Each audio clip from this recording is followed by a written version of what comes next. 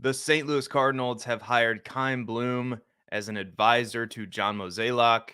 Also, some comments Bill DeWitt Jr. made about the Cardinals are very revealing. We'll get into those. And then we'll talk some more about prospects. We'll look, instead of pitching, we'll look at the hitting and the position players, all of that and much, much more on this episode of Long Live Baseball covering the St. Louis Cardinals. The Cardinals have hired Chaim Bloom as an advisor to John Mozeliak, and I think when measuring the impact that this has, I know there's a lot of negativity coming from his time with the Red Sox as chief baseball officer, but I think this is a positive thing.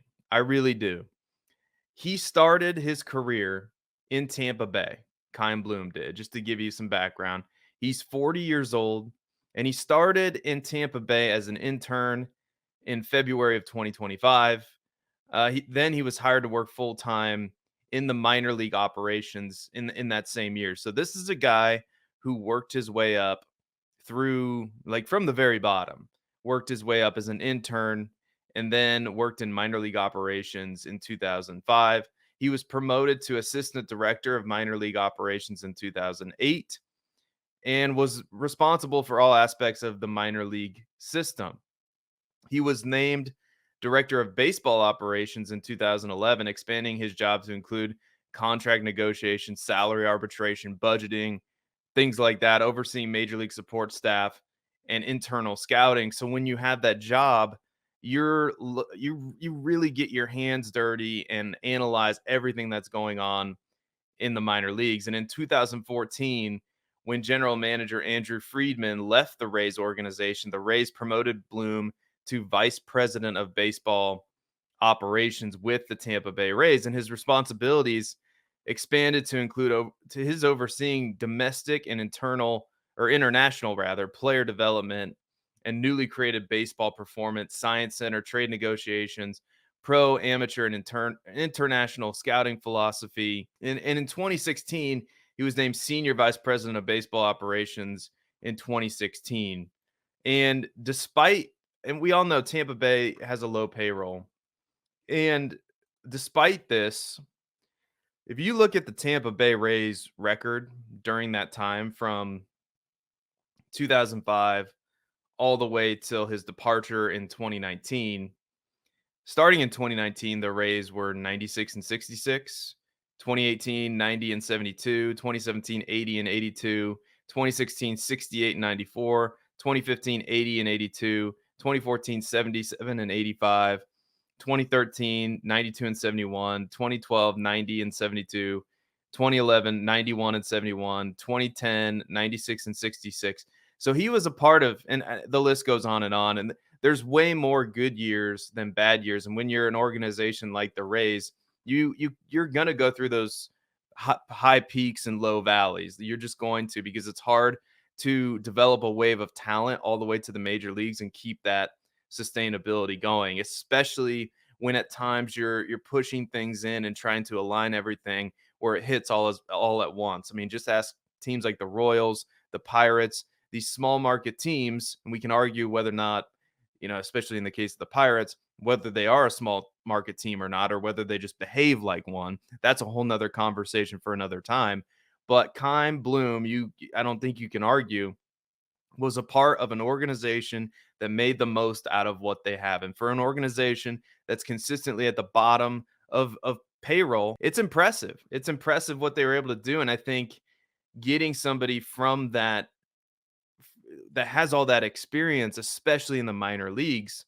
And I think you're seeing it with the Cardinals transactions. I mean, they're taking a lot of players from Boston. They've made a trade with the Rays. So they're getting a lot of their pitchers from these organizations. Now, does that have anything to do with Chaim Bloom? I would suspect it does. I would suspect that he's probably been in talks with the Cardinals for a while now and been an advisor for a while. I mean, that would make sense to me. I don't know that for firsthand. I don't know. But this is an exciting development because I think the Cardinals front office, there isn't a question. I think we can all agree that they've done a poor job of developing pitching, especially at the minor league level. And Chaim Bloom is a guy that has been a part of an organization that's been able to do that for many, many years. And John Denton wrote an article about this on January 8th. So it starts by saying, after decades of famously following and abiding to the maxims of the Cardinal way, the Cardinals pronounced themselves more open than ever to outside ideas with Monday's hiring of former Rays and Red Sox front office executive Chaim Bloom to an advisory position. So I think that opening sentence tells us more about the state of the Cardinals than than a lot of things do.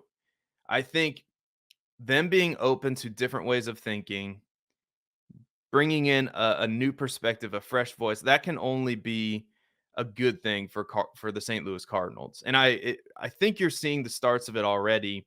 And hopefully, he has a role in scouting and seeing which players they should draft, which players they should trade for.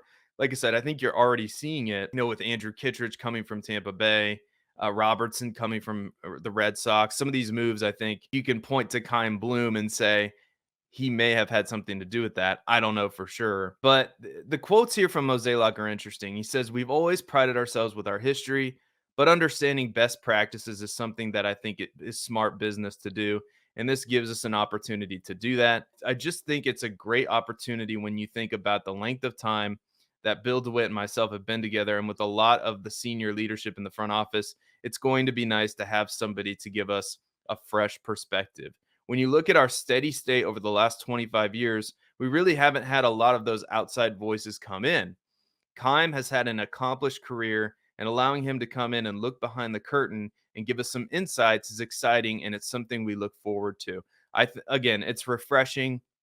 He said it there. The Cardinals haven't had many outside voices come in. It's mostly just been how the Cardinals do business. They promote from within. I mean, going all the way back to, Mike Schilt and Ollie Marmol. These are guys that work their way up from the top, and Chaim is definitely somebody who's done that in his career. So I think, like I said, this is an exciting development. I think Cardinals fans should be excited about this as the Cardinals focus one eye on their major league staff, which is important, but also you always have to have an eye on the minor leagues and player development. Let's focus our attention now to the comments that Bill DeWitt III made about the St. Louis Cardinals and what does this mean for the team going forward. John Denton again on January 8th wrote an article titled "DeWitt Confident for 2024 After Wake Up Call of 2023." And the quotes here are very, very interesting.